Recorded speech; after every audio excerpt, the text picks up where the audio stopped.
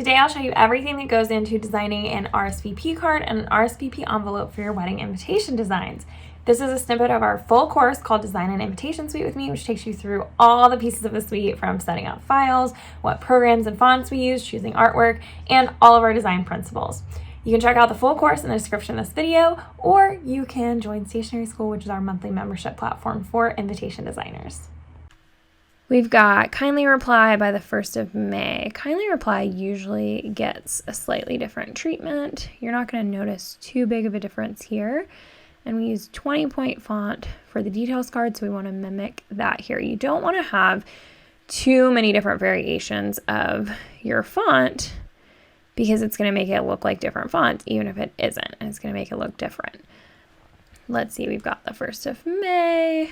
This is very simple. Most people are going to add something like meal choices or something, so I want to leave that space.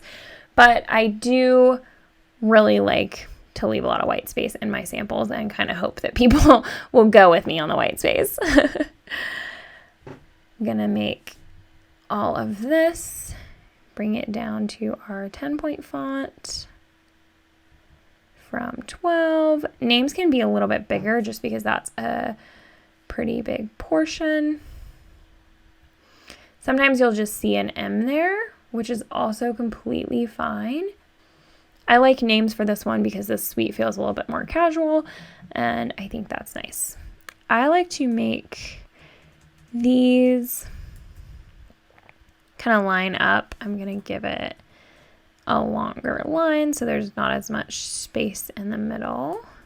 For a sample, and if you're dealing with a real client, you can always suggest text that's going to be more aesthetically pleasing. So we'll be there, maybe even just as simple as we will be there is going to cover some of that extra spacing here.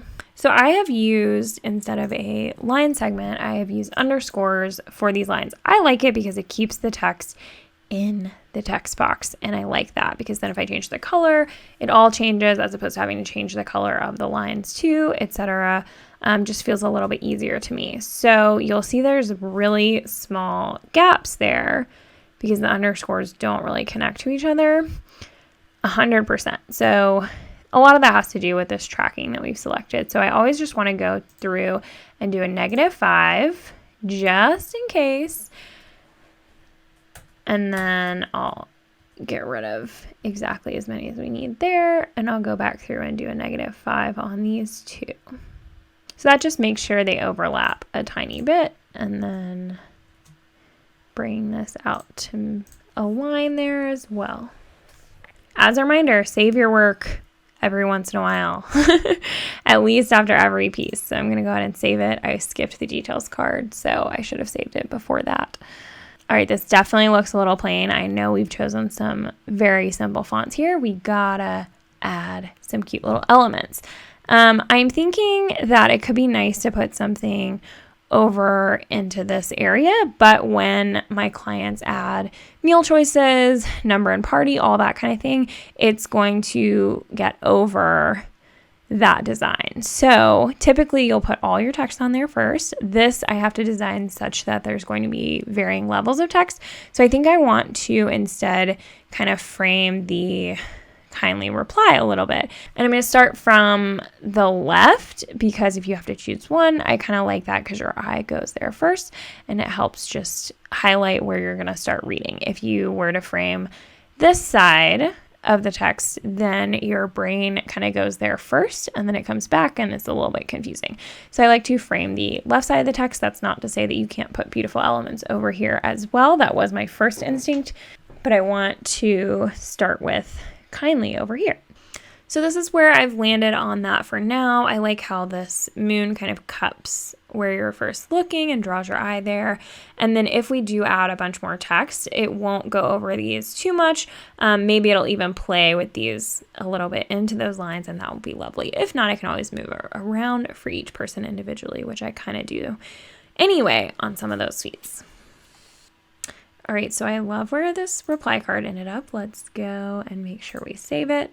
I also think this suite would be really cool if someone wanted to do like a different colored paper, like a black or a gray, and have white text on it. I don't really do that for the reply card because the guest has to write on it, but I think for the details card or something, a black paper would be really fun.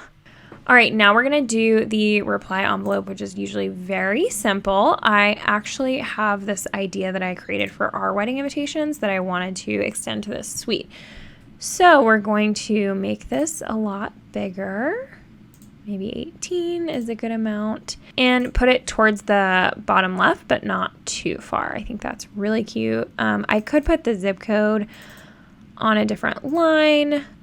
What I think I want to do here actually is throw in a little star element. I think that could be kind of fun. It'd be a little bit complicated on a guest address when you're doing the data merge and all the variable data. However, for something like this, which is going to be reprinted the same way, it's not that hard to throw that in there. I think that's really cute. And so for this envelope, I'd like to recommend to them that they frame the stamp, kind of using that same frame that we created for the reply card. So I'm going to go over here, grab this, and I actually used this exact combination on my own reply cards for my wedding. We didn't go full zodiac, but we went with a little bit of stars and moons because that's an important part of our relationship. So you'd have to know what stamps they're going to be using, but I would just put this over in the corner, and gosh, it turns out so cute. For my collection suites, I don't always do envelope designs because not everyone purchases envelope printing, but it's nice to have that as an option and have something really fun and cool that's more likely to upsell them to that. And I had already created this for my own wedding, so it's a really easy transfer over here. Plus, it's more fun for y'all to see if we go ahead and go through the whole envelope process. And here's how that full suite ended up. You can see it on our website under collections. It's called the Zodiac Suite, and it's one of my favorites. Here's our reply card and reply envelope, our invitation, details card, liner, and other pieces. My course, Design an Invitation Suite with Me, will walk you through how we design every single piece of this suite and how we put everything together, from choosing fonts and artwork to making decisions based on the size and layout of everything, as well as making it accessible as a semi-custom suite that can easily be changed for a number of different clients and their personal needs. Check out the description in this video to find the link to the full course, and hope you'll check out some of our other videos while you're here on our channel.